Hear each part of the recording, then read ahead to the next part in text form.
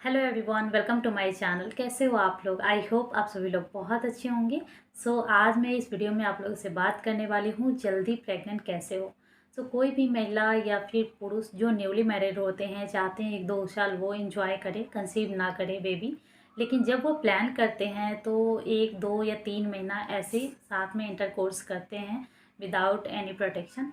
और जब वो कंसीव नहीं करते हैं तो टेंशन में आ जाते हैं। सबसे पहले उनका किसी भी महिला का जो हर एक महिला का एक पीरियड होता है, जो मेंस्ट्रुअल साइकिल होता है, वो पहले ध्यान देना चाहिए कि उनका नॉर्मल है या नहीं, यानी 28 से 30 दिन का है या नहीं। सबसे पहले सब लोगों को या फिर सब सारी महिलाओं को ये पता नहीं होता है कि कैसे हम पीरियड का दिन गिनते हैं। पीरियड का जो दिन होता है, जैसे उसके बीच का दिन कैसे गिनते हैं, जो जिस दिन हमारा पीरियड का फर्स्ट दिन होता है उस दिन से लेकर के फिर दूसरा जो पीरियड आता है उस दिन का फर्स्ट दिन के बीच का जो टाइमिंग होता है उसको हम काउंट करेंगे। और वो 28 से 30 दिन का अगर है तो नॉर्मल है। उसके बाद जितने दिन का आपका पीरियड का वो जो डेट है उसके जस्ट बीच का जो डेट होता है वो ओव्यूलेशन का होता है। जो पीरियड का बीच का डेट होता है वो ओव्यूलेशन का डेट होता है। और ओव्यूलेशन के 1 या 2 दिन पहले या ओव्यूलेशन के टाइम पे अगर इंटरकोर्स किया जाए तो कंसीव करने का जो चांसेस होता है वो हाईली होता है।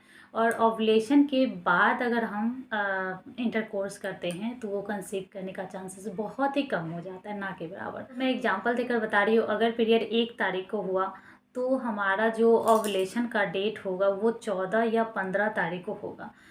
हमें इंटरकोर्स करना चाहिए 11 तारीख से लेकर के 18 तारीख के बीच में।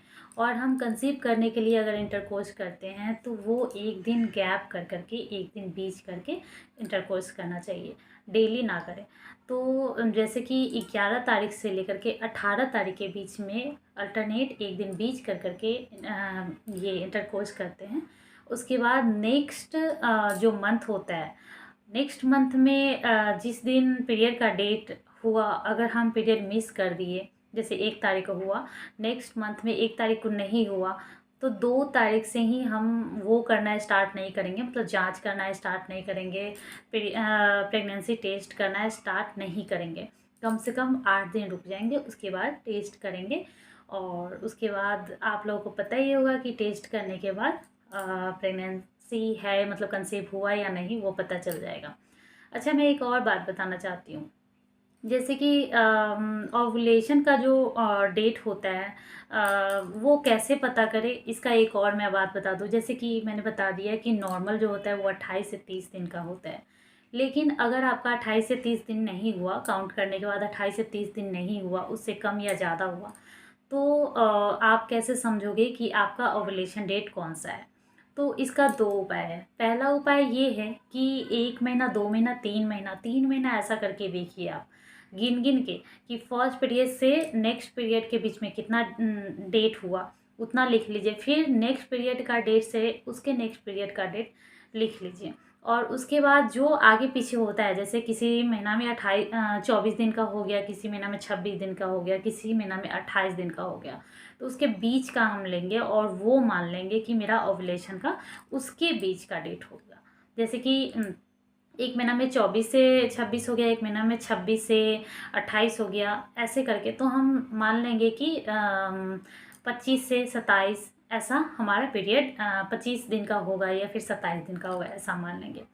और ये सब के अलावा भी एक ओव्यूलेशन टेस्ट किट आता है, जिससे हम पता कर सकते हैं कि हमारा ओव्यूलेशन कब होता है। सबसे आसान तरीका यही है, आप ओव्यूलेशन किट जो आता है, टेस्ट किट, वो लेकर के आप जान लें कि आपका कब ओव्यूलेशन है। और उसके बाद उस दिन पर आप इंटरकोर्स करें, उस दिन पे नहीं, उससे 7 दिन पहले और उससे 5 दिन बाद, या फिर उससे 4 दिन पहले और 4 दिन बाद। आप समझ लो कि ओव्यूलेशन का जो डेट होता है, जैसे कि नॉर्मल जो हुआ तो 11 से 18 या 11 से 20 हुआ, तो समझो कि 7, 8, 9 दिन का होता है, 7 माना जाता है। तो उसके बीच में हम अल्टरनेट इंटरकोर्स करेंगे। और इन सब में जो सबसे ख़ास बात है वो ये है कि किसी भी तरह का स्ट्रेस नहीं लेना है, ना ही इंटरकोर्स करने टाइम और ना ही उस दौरान जितना दिन हम सोचे हुए हैं कि हमें कंसीव करना है।